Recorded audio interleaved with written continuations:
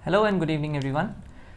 Last time में बेटा हम लोग थर्मोकेमिस्ट्री पार्ट 1 शुरू कर चुके थे और आज उसी के कंटिन्यूएशन में हम कुछ क्वेश्चंस और कुछ कॉन्सेप्ट्स देख रहे हैं। तो देखना, work done in a reaction, किसी भी रिएक्शन में चाहे फिजिकल चेंज हो चाहे केमिकल चेंज हो, वर्क डन किस तरीके से निकाला जाता है। तो मैंने एक जनरल रिएक्शन लिखी A plus B B gives C C plus D D. ये एक बैलेंस्ड केमिकल रिएक्शन है हमारी।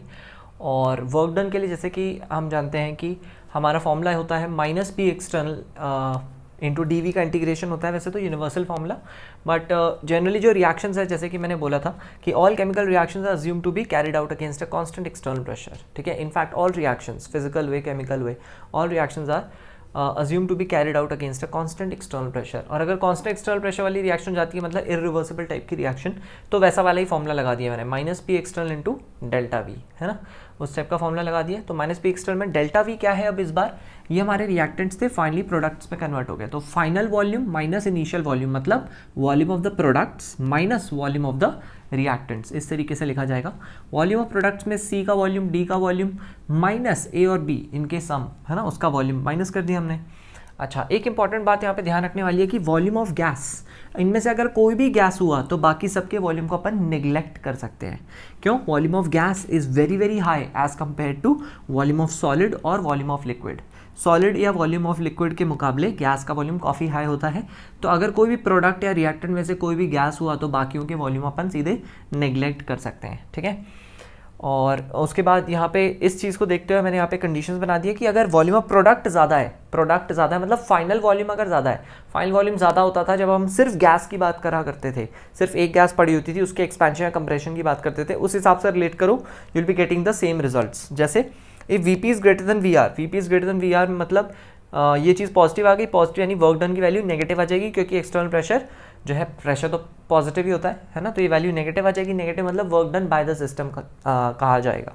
ठीक है, तो वीपी अगर ग्रेटर देन वी आर है तो हम बोलेंगे work is done by the system, क्योंकि work done will come out to be negative. Similarly अगर रिएक्टेंट का वॉल्यूम प्रोडक्ट से ज़्यादा निकला, ठीक है, तो work done will be considered as positive, है ना, ये वाली चीज़ नेगेटिव आ जाएगी, नेगेटिव इंटू नेगेटिव पॉजिटिव आ जाएगा, तो work is done on the system, ऐसा हम बोलेंगे। इसको आप उस गैसेस सिस्टम से भी रिलेट कर सकते हो जो हम पहले देखा करते थे कि गैस में जब फाइनल वॉल्यूम ज़्यादा होता है इनिशियल वॉल्यूम के मुकाबले, फाइनल वॉल्यूम ज़्यादा होता है इनिशियल वॉल्यूम के मुकाबले, तो उसे हम एक्सपेंशन कहते हैं, और एक्सपेंशन के वक्त वर्क डन जो होता है वो नेगेटिव आता है ना, तो देखो वर्क डन नेगेटिव आ रहा है, यहाँ पे भी सिमिलर है।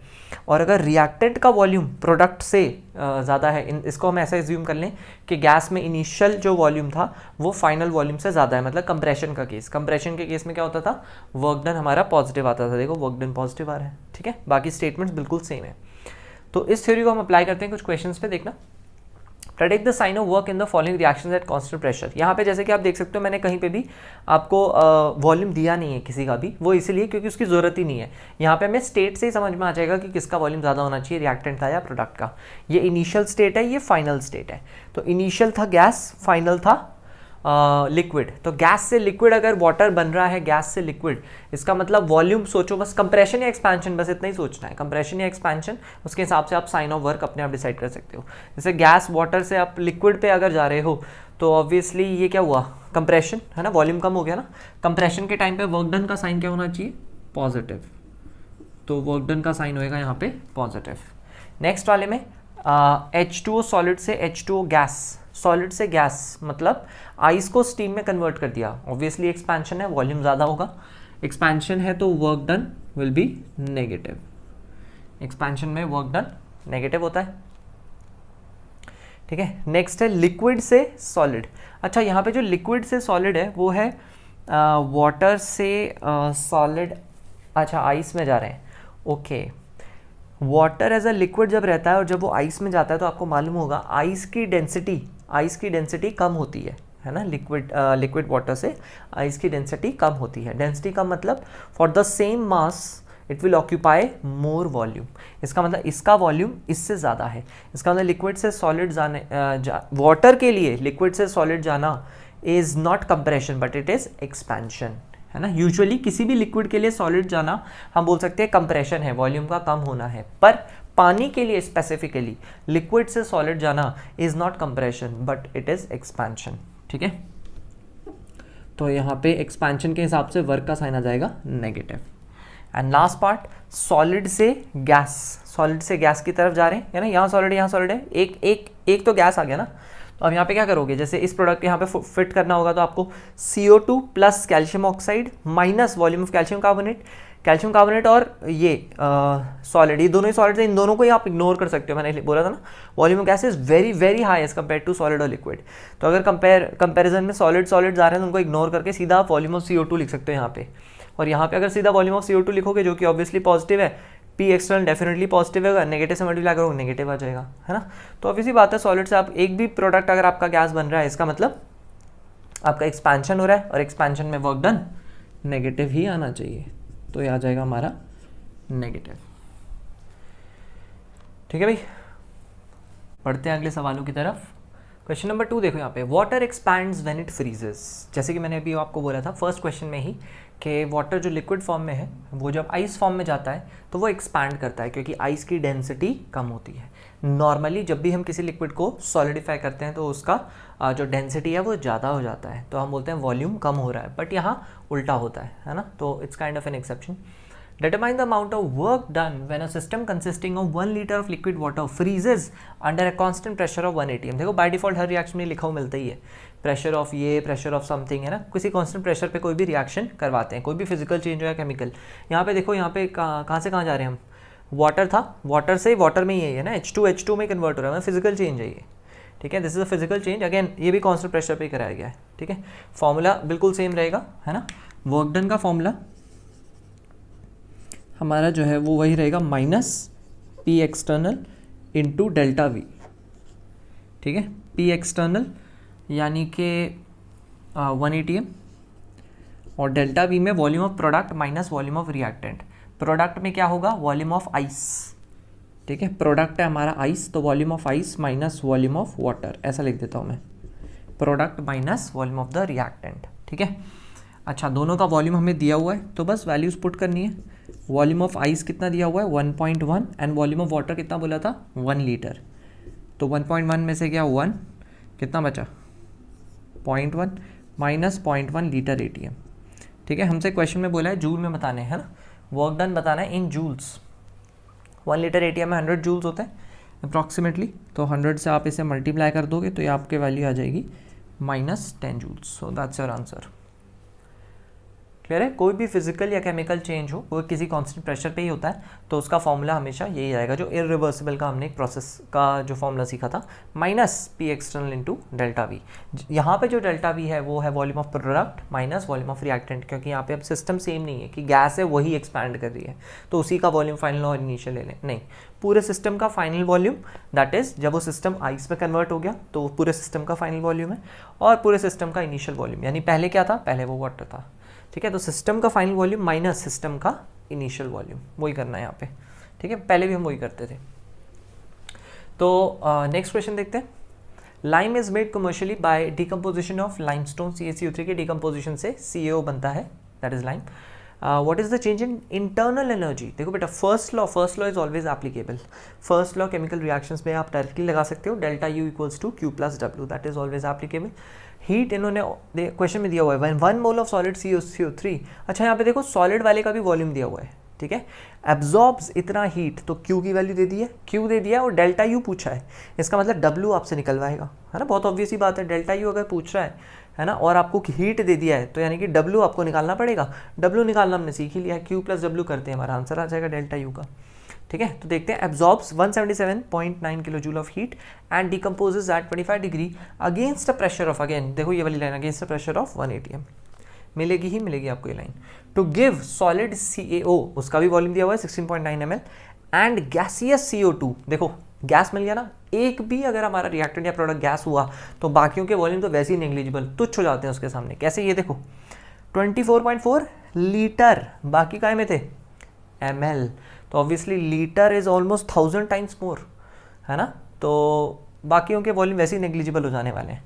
तो हम जो यहाँ पे निकालेंगे वर्क डन, देखो पहले तो वर्क डन निकाल लेते हैं इस प्रोसेस का। CaCO3 जो था हमारा सॉलिड, वो CaO सॉलिड में कन्वर्ट हो रहा था प्लस CO2 गैस में कन्वर्ट हो रहा था। 1 मोल से 1 मोल ये और 1 मोल ये मिलेगा, 1 मोल CaCO3 बोला हुआ था, लिया है। ठीक है, तो 1 मोल से 1 mole of this and 1 mole of CO2 मिलेगा। ठीक है भाई, अब वर्क डन की जहाँ तक बात है तो वर्क डन के लिए आ जाएगा हमारा minus P external into delta we, है ना, volume of products minus volume of reactants. Obviously बात है, ये प्लस ये माइनस ये करूंगा भी तो इनके वॉल्यूम तो वैसे भी नेग्लिजिबल से हैं, तो इसका वॉल्यूम ही लिखना पड़ेगा फाइनली। तो माइनस पी एक्सटर्नल को डायरेक्टली मैंने लिख दिया 1, और डेल्टा वी में मैं सिर्फ वॉल्यूम ऑफ CO2 लिख रहा हूँ, volume of CO2 that is 24.4 litre, बस दैट्स इट। तो इतना लीटर ATM आ गया मेरा वर्क डन। तो वर्क डन हो गया minus 24.4 litre ATM, and litre ATM 0.1 kilo joule के बराबर होगा, बिकॉज 100 जूल होता है तो 0.1 किलो जूल बोल सकते हैं। तो इसे मैं लिख सकता हूँ माइनस 2.44 किलो जूल, ये यूनिट आ जाएगी, माइनस 2.44 किलो जूल। ठीक है, किलो जूल में क्यों निकाल रहा हूँ मैं, क्योंकि हमें हीट भी किलो जूल में दी थी, तो हमारा फाइनल आंसर भी किलो जूल में आ जाता, कि है ना, मैं इजीली ऐड कर सकूँ। बस फर्स्ट लॉ अप्लाई कर देते हैं, तो डेल्टा U जो है पूरे सिस्टम का हो जाएगा Q प्लस W, है ना, वर्क डन सिस्टम का, Q for the system will give you the delta U, change in internal energy of the system. तो ये वैल्यू हो जाएगी Q अब्जॉर्ब्स हीट मतलब प्लस 177.9, और W है माइनस 2.44, तो माइनस 2.44 इसमें से माइनस कर देते हैं, तो ये आ जाएगा कितना 6, 4 और 7 में से 2 गया 5, 175.46 किलो जूल, इतना आ जाएगी वैल्यू डेल्टा U की। नेक्स्ट क्वेश्चन देखते हैं, question number 4। The enthalpy change for the reaction of 50 ml of ethylene with 50 ml of hydrogen. यहाँ पे एक रिएक्शन कराई गई है, गैसियस रिएक्शन, मैं लिख दे रहा हूँ यहाँ पे ethylene, ethylene is C2H4 gaseous reacting with hydrogen, again gaseous. इसमें एक डबल बॉन्ड होता है जो कि हाइड्रोजनेट हो जाता है एंड C2H6 मिल जाता है। ठीक है, this is like this, carbon के साथ 2 हाइड्रोजन है, डबल बॉन्ड है, यहाँ पे 2 हाइड्रोजन लगे हुए हैं, 2 कार्बन के पास 4 हाइड्रोजन हो गए, प्लस हाइड्रोजन जब हम इसमें जोड़ते हैं, हाइड्रोजनेशन रिएक्शन है ये, H जो है एक पाई बॉन्ड तोड़ के एक यहाँ H जुड़ जाता है और एक यहाँ H जुड़ जाता है, तो ये बन जाएगा हमारा C2H6, ऐसा कुछ बन जाता है। ठीक है, तो ये ऑर्गेनिक में आप ऐसी रिएक्शंस और देखोगे। बाकी थर्मोडायनेमिक्स में भी, थर्मोकेमिस्ट्री का जब सेकंड पार्ट आएगा उसमें हम इस टाइप की रिएक्शन देखेंगे, इसको हम हाइड्रोजनेशन रिएक्शंस कहते हैं। तो बेसिकली इस रिएक्शन से एक पाई बॉन्ड हाइड्रोजनेट होके फाइनली C2H6 बन गया है। ओके, अगर मैं देखूँ इनिशियली वॉल्यूम कितना कितना था, तो यहाँ पे था बेटा देखो 50 ml और इसका भी था 50 ml, है ना, ये स्टार्टिंग वॉल्यूम्स थे। ठीक है, फाइनली क्या होगा, क्योंकि बैलेंस रिएक्शन है तो 1 मोल से रिएक्ट करके 1 मोल बनाना चाहिए, यानी 1 ml से रिएक्ट करके 1 ml बनाएगा। गैसियस रिएक्शंस के लिए यूडोमेट्री में हम ये चीज़ देख चुके हैं कि गैसियस रिएक्शंस के लिए जब प्रेशर टेम्परेचर कंडीशन सिमिलर रखी जाती है तो volume directly proportional two moles होता है। तो 50-50 के हिसाब से कितना बनेगा, इसका भी 50 ml बन जाएगा। ठीक है, 1 ml से 1 ml बनना चाहिए तो 50 ml से 50 ml बन जाएगा। इससे हमें फाइनल वॉल्यूम पता चल गया, final volume of the system आ जाएगा 50, initial volume of the system was 100, ऐसा हो गया। ठीक है, तो अब सवाल क्या है, सवाल है डेल्टा H और डेल्टा U को कंपेयर करना है। देखो किसी भी रिएक्शन के लिए डेल्टा H और डेल्टा U को जब कंपेयर करना होता है तो delta H for the reaction equals to delta U reaction plus delta PV, universal formula यही था। अब सिचुएशन को देखते हुए हम इस फॉर्मूले को मॉडिफाई करते हैं डेल्टा PV को, जैसे कि यहाँ पे प्रेशर हमें दे रखा है फिक्स और वॉल्यूम में चेंज हो रहा है, तो प्रेशर कांस्टेंट है, बाहर ले लो, P डेल्टा V कर दो। हमसे डेल्टा U रिएक्शन पूछा है ना, और डेल्टा H दिया हुआ है, तो डेल्टा H की वैल्यू डाल देते हैं -0.31। अच्छा, ये चीज़ ध्यान रखेंगे, किलो जूल में है वो, है ना, delta U for the reaction ये हमें निकालना है, प्लस P कांस्टेंट है, P बाहर निकाल लेते हैं 1.5, डेल्टा V मतलब final volume minus initial volume, तो फाइनल इज़ 50, इनिशियल वॉज 100, ये तो ml में है, डिवाइड बाय अगर अब मैं 1000 कर दूँ तो ये कन्वर्ट किस में हो जाएगा, लीटर ATM में, और लीटर ATM को अगर मैं 100 से मल्टीप्लाई कर दूँ, लीटर ATM को 100 से करूँ तो जूल में कन्वर्ट हो जाएगा, और ये किस में था, ये किलो जूल में था। अच्छा, ये किलो जूल में है, तो एक काम करते हैं, इसे भी जूल में कन्वर्ट कर लेते हैं, तो ये बन जाएगा -310 जूल, ये जूल में कन्वर्ट हो गया। ठीक है, इसको थोड़ा सॉल्व आउट करेंगे, तो यहाँ पे जो डेल्टा U रिएक्शन है प्लस यहाँ पे क्या बच रहा है, देखना ये 100, ये 2 ज़ीरो गए, यहाँ पे बचेगा -50, यानी एक -50/10 हो गया -5। तो -5 जो है, -5 को अगर मैं 1.5 से मल्टीप्लाई कर दूँ तो -7.5 आ जाएगा यहाँ पे, है ना। अब ये जूल में आ गया और यहाँ पे था -310।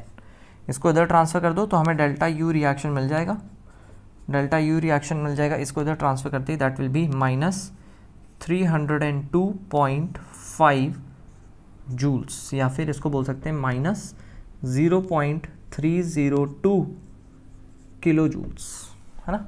डिपेंड्स आपका ऑप्शन किस में दिया हुआ है, कौन सी यूनिट्स में, उसके हिसाब से आप फाइनल आंसर रिपोर्ट कर सकते हो। नेक्स्ट की बात करते हैं, next question number 5। What is the delta U when 2 mole of liquid water vaporises at 100 degree centigrade. Delta H दिया हुआ है, अगेन डेल्टा यू पूछा है।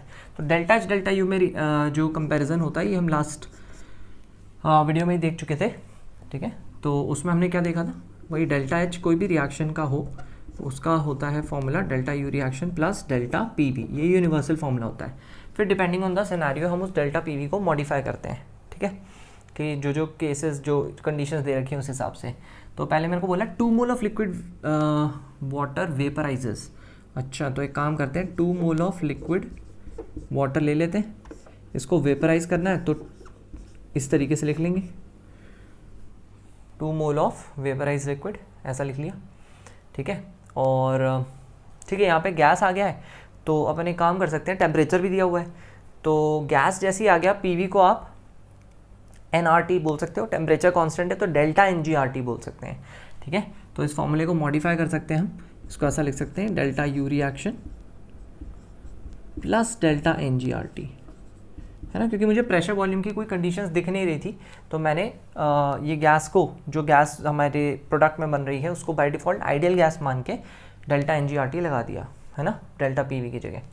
अब बस वैल्यूज़ पुट करनी है। अच्छा, एक और इम्पॉर्टेंट बात, जो यहाँ पे आपको दिया हुआ है ना, heat of vaporisation delta H, वो पर मोल दिया हुआ है, मतलब फॉर 1 मोल इतना डेल्टा एच का वैल्यू है, जबकि यहाँ पे कितने मोल्स लिया गया है, 2 मोल ऑफ लिक्विड वाटर लिया गया है। तो सबसे पहली चीज़ जो हमारा डेल्टा एच रिएक्शन है वो ये नहीं माना जाएगा, दिस इज़ पर मोल, है ना। तो हमने 2 मोल की बात करनी है, तो 2 मोल के लिए जो हमारा डेल्टा एच रिएक्शन है पहले तो वही देख लो कितना हो जाएगा, वो हो जाएगा 2 × 40,660 इतना जूल्स, इतना हो जाएगा, दैट विल बी 81,320 जूल्स, ये हो जाएगा डेल्टा एच रिएक्शन, ठीक है। जहाँ तक बात रही डेल्टा एन जी की, तो डेल्टा एन जी हो जाएगा हमारा प्रोडक्ट, हाँ ये तो खैर लिक्विड है तो 2 ही हो जाएगा डेल्टा एन जी, और बस डेल्टा एन जी फॉर्मूला लगा देते हैं, delta H reaction is equals to delta U reaction plus delta N G R T. तो डेल्टा एच रिएक्शन हो गया हमारा 81,320, डेल्टा यू रिएक्शन पूछा हुआ था, डेल्टा एन जी हो गया 2, आर की वैल्यू 8.314 इंटू टेम्परेचर 100 + 273 इज़ 373। इसकी जो वैल्यू आ रही है that is coming out to be 6202, ठीक है, जूल्स में। तो 81,320 था,